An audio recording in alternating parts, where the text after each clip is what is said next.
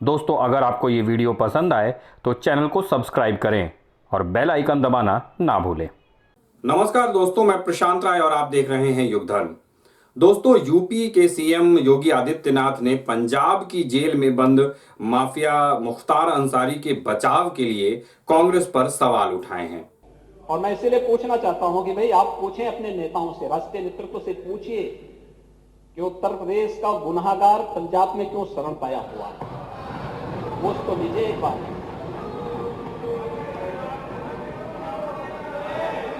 ये क्यों क्यों उसको शरण देने का प्रयास हो रहा है? ये क्या हो रहा है? ये सब क्या है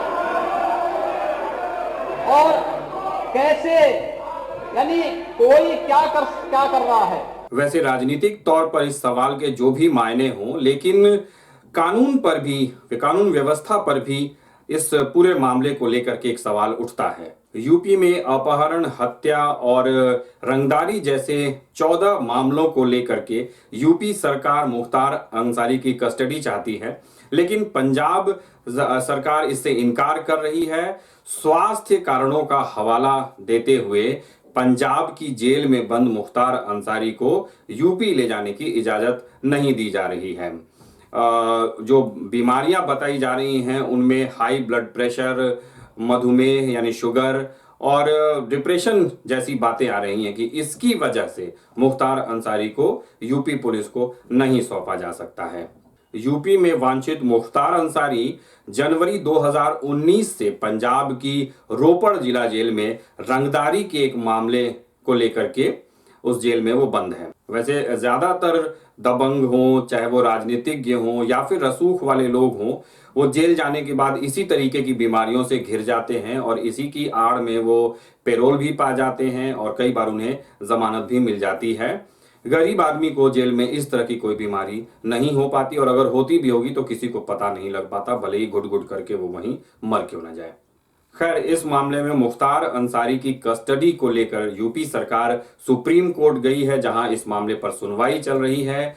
यूपी सरकार अपनी दलील रख रही है सुप्रीम कोर्ट में, पंजाब सरकार की अपनी दलीलें हैं और इन दलीलों के आधार पर सुप्रीम कोर्ट को यह फैसला देना है कि इस मामले पर क्या होगा, आगे इस पर क्या एक्शन लिया जाएगा। तो ये कोर्ट को डिसाइड करना है कि मुख्तार अंसारी की कस्टडी यूपी को दी जाए या नहीं दी जाए। लेकिन मुख्तार अंसारी क्यों यूपी आने से बच रहा है या फिर पंजाब की सरकार क्यों उसका बचाव कर रही है, इसको लेकर के अगर आप पिछले कुछ समय की अगर यूपी के हालात देखें, खासकर जब से यूपी में योगी आदित्यनाथ के नेतृत्व में बीजेपी सरकार बनी है, तब से लगातार जिस तरीके से एनकाउंटर्स हुए हैं अपराधियों के और जो बड़े अपराधी रहे हैं उन्हें भी नहीं बख्शा गया है, उससे अपराधियों में एक दहशत का माहौल है। और जिस तरीके से विकास दुबे के एमपी में सरेंडर करने के बाद यूपी पुलिस उसे लेकर के आई, मीडिया के कैमरों के सामने उसे यूपी की सीमा में लाया गया, लेकिन जैसे ही यूपी की सीमा में वो आया, अचानक से कुछ ऐसा हुआ कि गाड़ी पलट गई, उसने भागने की कोशिश की और फिर वो मारा गया। इसी तरह बागपत की जेल में जिस तरह से कुख्यात मुन्ना बजरंगी की हत्या हुई, जो कि कृष्णानंद राय की हत्या का मुख्य अभियुक्त था और बताया जाता है कि मुख्तार अंसारी के कहने पर ही यह हत्या की गई थी। तो ये तमाम मामले के तार जिस तरीके से जुड़े हुए थे और फिर मुन्ना बजरंगी की बागपत जिला जेल में हत्या कर दी गई। तो इस तरह चाहे पुलिस की अभिरक्षा हो या फिर कोर्ट की शरण कोई ले ले, लेकिन अपराधियों को निपटाने के लिए यूपी में जो हथकंडे इस्तेमाल किए जा रहे हैं, उससे कहीं ना कहीं वो कितना भी बड़ा कोई अपराधी क्यों ना हो, उसे एक डर तो है ही। यही वजह है कि अपने आप को किसी दूसरे राज्य में जा करके एक छोटे से मामले में जेल के अंदर रहना अपराधी तत्वों को ज्यादा सुरक्षित लग रहा है, बनिस्पत इसके कि वो पुलिस की कस्टडी में ही क्यों ना अपने जो मुकदमे हैं उनका सामना करने के लिए यूपी में आए। तो यहां भी कुछ इसी तरीके का मामला है और यही वजह है कि मुख्तार अंसारी की ओर से पूरा जोर लगाया जा रहा है कि वो किसी तरीके से पंजाब की ही जेल में रहे।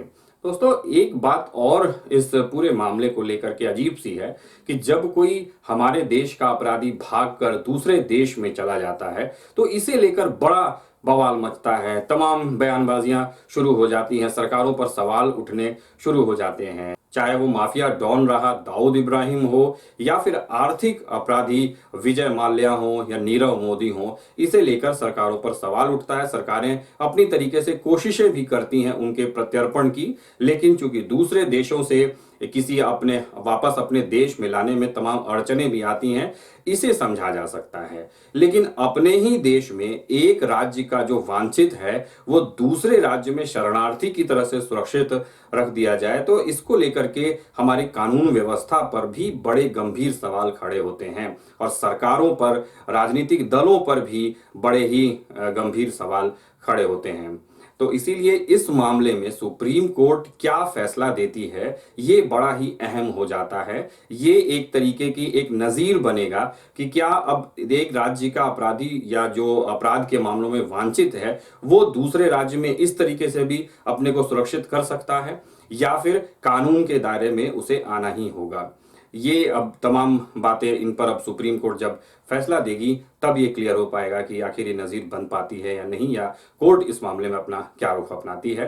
लेकिन फिलहाल इस तमाम कवायद को देख करके जो आम लोग हैं, आम जनता है, वो तो बस यही देख करके अपना मन को राहत दे सकती है कि कल तक का जो बाहुबली था वो आज कैसे भीगी बिल्ली बन गया है।